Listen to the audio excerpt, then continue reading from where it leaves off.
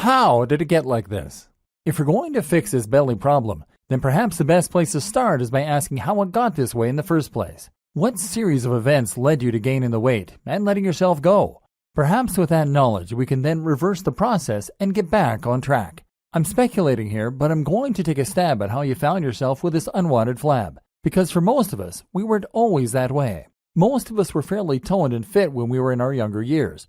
But then things changed. We got older, and then we started to get more tired. Hormones don't help. Hormones make our metabolism slow down as we get past 25, and suddenly it becomes much harder to keep the belly fat off. Not only that, but we start spending more and more time at work in the office and pouring more and more energy into that work. Then we get married, get a mortgage, have kids. Suddenly the amount of free time we have to ourselves dwindles down to almost nothing. If we aren't changing nappies, answering angry phone calls after hours, coming home late, or doing the dishes, we're crashed out on the sofa, exhausted. And stress is another thing that can contribute to weight gain. Stress increases cortisol. Cortisol makes us hungry, and it stimulates lipogenesis, or fat storage. Gradually, our gym regime takes a back seat, and soon after that, our diet takes a back seat too. We start eating what is convenient and affordable, and slowly life chips away at our fitness. And it doesn't seem like a big deal either. But as we've seen, it really is, because it starts to have an effect in every other aspect of your life. If you can take back control of your gut, you can take back control of your life. So how are you going to get it back? The problem is energy, not time. Let's take a closer look at this issue and see what it really boils down to. Now, a lot of people will tell you it comes down to time. They aren't in shape because they don't have time to be in shape. Is this accurate though?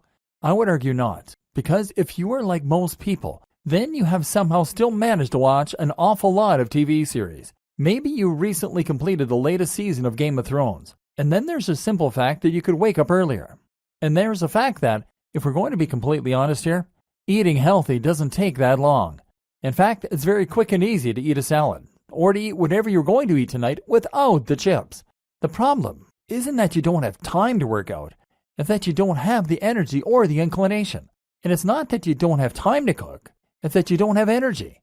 Furthermore, you feel like you need a pick-me-up, something that can help you to get yourself up and running again. And fish just isn't going to cut it.